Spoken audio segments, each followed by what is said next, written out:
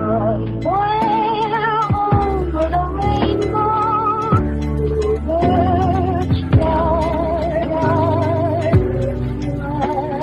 over the rainbow. Hello everybody, this is Overboy and I'm going to be doing my top 10 favorite movies of 2021. So this is part of a series I'm doing where I do my top 10 favorite movies of each year since I was born. And this week I'm going to be doing the year 2021. So I'm going to go ahead and get going. Coming in at number 10 is Zack Snyder's Justice League. I absolutely love this movie. It's a really good version of this story and everything. That the original theatrical cut that we got in 2017 was just absolutely horrible. But Zack Snyder's version is a lot better. It's the full realized version and vision of this story that is told through Zack Snyder's storytelling and stuff. The characters are much better developed and much better written in this movie. The action is a lot better, and it's just a really good movie altogether. The only reason it's number 10 and not higher on this list is because some of the scenes towards the end of the movie that were teasing stuff that was to come that we're never going to get to see. So that's really my only complaint with this movie, is it teases the future that we were never going to get. And I felt like Zack Snyder shouldn't have done that and everything. He knew that this movie was never going to have anything afterwards, so I kind of wish he wouldn't have teased the future that we're never going to get.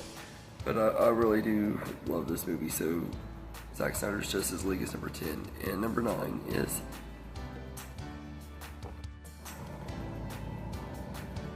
Willys Wonderland. This is a pretty good horror movie about this guy who's cleaning up a pizzeria and the animatronics come to life and try to kill him and stuff. And as the movie goes on, we find out a little bit of the lore behind this pizzeria and everything. And it's a pretty good movie. It's kind of like Five Nights at Freddy's, that it isn't really Five Nights at Freddy's, but you can tell that it took a big inspiration from those games and stuff and everything. But it's its own original movie, and I really enjoyed this one quite a bit. It's got a really good performance from Nicolas Cage. He's just a really likable character and pretty awesome. He kicks butt, pretty cool. The animatronics look really cool. There's a really annoyingly catchy and fun happy birthday song that the animatronics sing that at times sounds really creepy and stuff too and everything. But this is a really good movie, and I always wanted them to do more with this one. I actually wouldn't mind a prequel that goes more into detail about what happened at the pizzeria and stuff, but I also wouldn't mind a sequel too and everything. I just really enjoyed this movie quite a bit. So Willys Wonderland is number 9, and number 8 is Encanto. I absolutely love Encanto. It's a really good Disney movie. Mirabelle is just a really lovable lead character, and I love all of the Madrigal family and everything. All of the characters are really likable and everything, especially Bruno and Louisa. I really like them quite a bit. The grandma is pretty good and everything, and it's just a really good story and everything. And out of the animated movies that did the family trauma, I think this movie did it the best and everything, and it's just a pretty good animated movie. So Encanto is number 8, and number 7 is The Mitchells versus the Machines. This is a really fun sci-fi family comedy about a family who's going on a road trip to take the daughter to college, and along the way robot invasion happens and they're having to face off against these robots and stuff. And it's just a really fun action family comedy and everything. There's a lot of really funny laugh out loud moments, but there's also a lot of heart in there too, and it's just a really good time. It's one of the best animated movies of the decade as well and everything. It's very good, underrated movie and everything. So The Mitchells versus the Machines is number 7, and number 6 is 4 Good Days. This is a really good drama about a heroin addict who goes home to live with her mom and everything and get sober, and it kind of follows the relationship, the rocky relationship between her and her mom and everything. And it picks up at where she's in a really bad place in her life, and it shows like how their bond and stuff is and everything. It's a really, really good movie and everything. Really great performances from Mila Kunis and Glenn Close. They both are Oscar worthy in this movie. I thought personally they didn't get any kind of recognition, but I think they would have been deserving of it. They gave really great performances, and it's just a really, really good movie. Anybody who struggles with addiction could relate to Mila Kunis' character and everything. But it's really a good movie. It's kind of overly sentimental and stuff, but I eat that stuff up. I'm an overly sentimental dude, so I enjoyed this movie quite a bit. So 4 Good Days is number 6, and number 5 is Halloween Kills. This is one of my absolute favorite Halloween movies. In fact, I think I had this ranked up there pretty high on my ranking and everything. It's in my top 5 favorite Halloween movies. I just love this movie.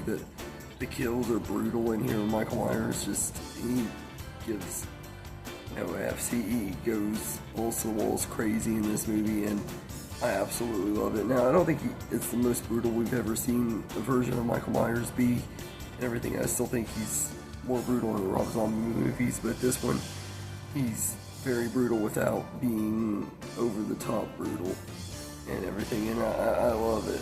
And everything. I love the carnage, the whole Evil Dies Tonight stuff. I love all that. The stuff that people really don't like about this movie, I just really enjoyed it. And I personally think this is one of the best Halloween movies, personally. So, Halloween Kills is number 5. And number 4 is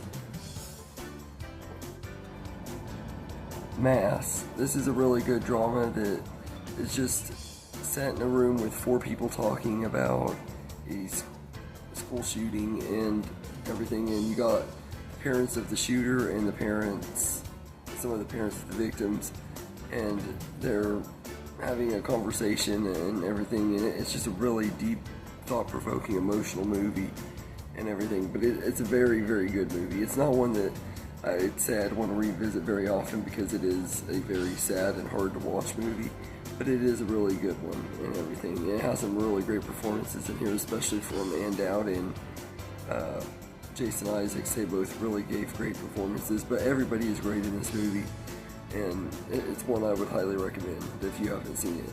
It's one of the most underrated movies of the year, or of that year for me and everything, because it didn't really get much talk and everything, and it deserved a lot more than it got. So Mass is number 4, and number 3 is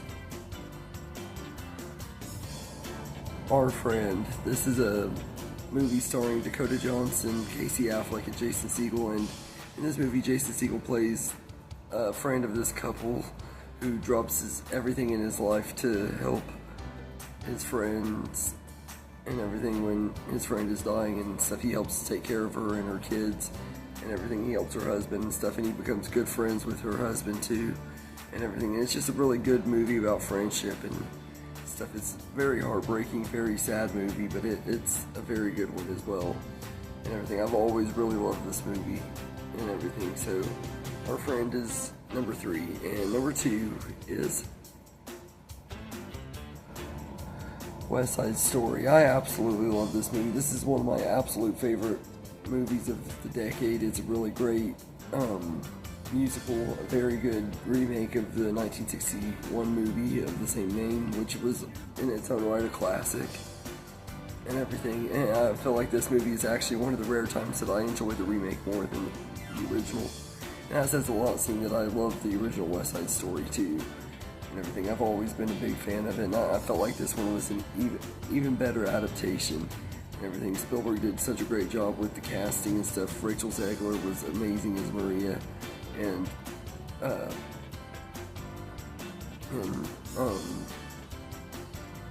the rest of the cast are all really, really good and everything, but Rachel Zegler really stood out in this movie and everything, and I loved her in this, and I just love the music, the score, the cinematography. It's just a really, really great movie and everything. So West Side Story is number 2, and my number 1 favorite movie of 2021 is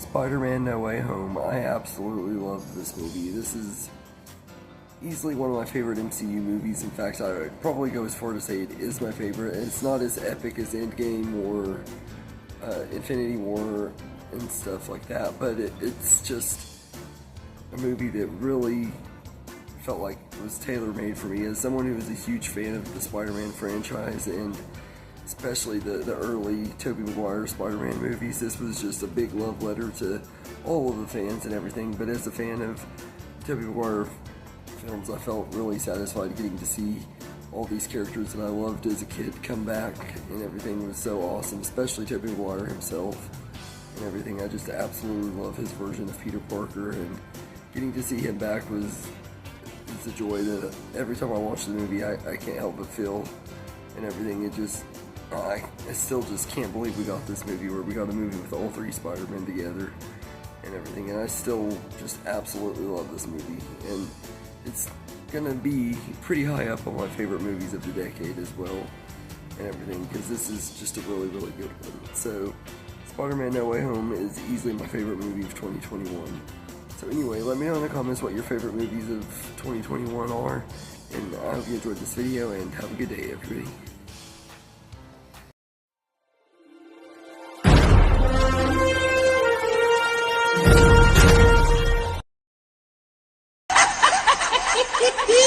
Yeah.